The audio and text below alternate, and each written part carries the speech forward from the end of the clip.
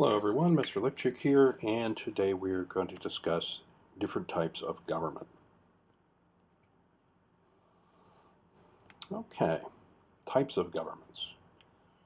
Major types of government include autocracies. An autocracy is a government in which power and authority to rule are in the hands of a single person.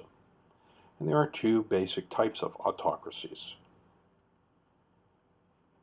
A totalitarian dictatorship is one, wherein the ideals of a single leader are glorified and government controls all aspects of social and economic life. Hitler and Stalin and Mussolini were all examples of totalitarian dictators. And monarchy is the other, and a monarchy is a king, queen, or emperor who exercises supreme powers of government. Saudi Arabia is still a monarchy. We still have monarchies in the world today, although not very many of them. Monarchs usually inherit their power. The rule of Henry VIII of England is an example of a hereditary monarchy.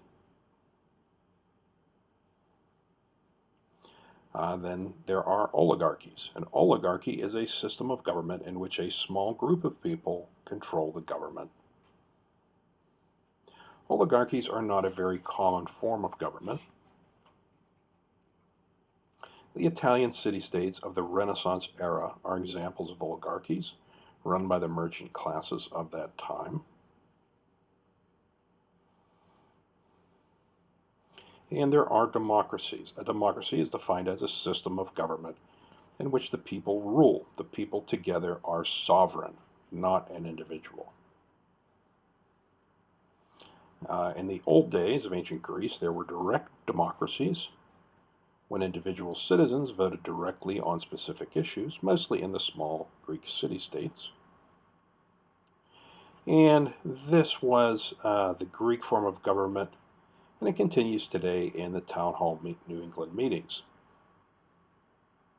The system was possible when populations were small and meetings were manageable. However, the world's population would grow. With the growth of population, representative democracy emerged, and this is when people elect representatives in the form of a council or legislature that make laws on their behalf. This form of government emerged as populations grew and direct democracies became impractical. And there are republics. In a republic, voters are the source of the government's authorities, and it is closely synonymous with the term representative democracy. The United States is often referred to as a republic. Characteristics of democracy.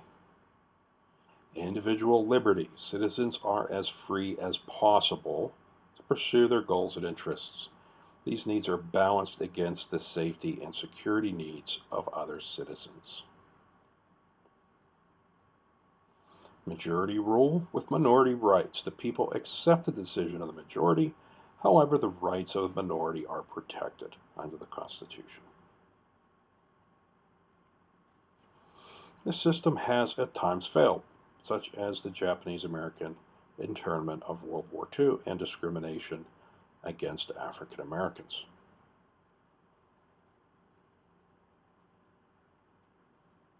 Free elections. People have the opportunity to choose their leaders and voice their opinions freely. People are allowed to express their views freely. Ensures that the government is responsive to the wishes of the people. That's what free elections do. One person, one vote. All votes count equally. And candidates can express any views that they wish, however popular or unpopular they may be. Citizens are free to campaign and support candidates of their choice.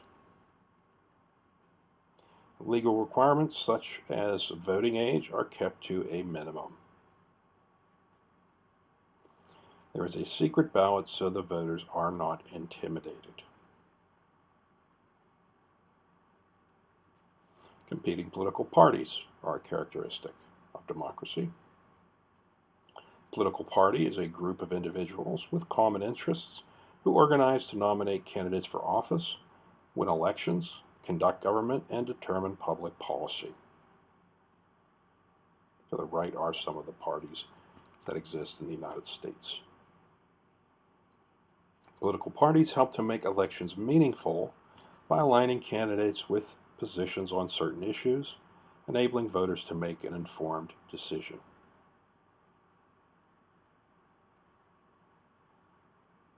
Conditions that promote democracy. Active citizen participation. This is probably the key ingredient of all of them. Citizens are informed of current events and actively participate in government by voting, running for office, and other things involved with politics.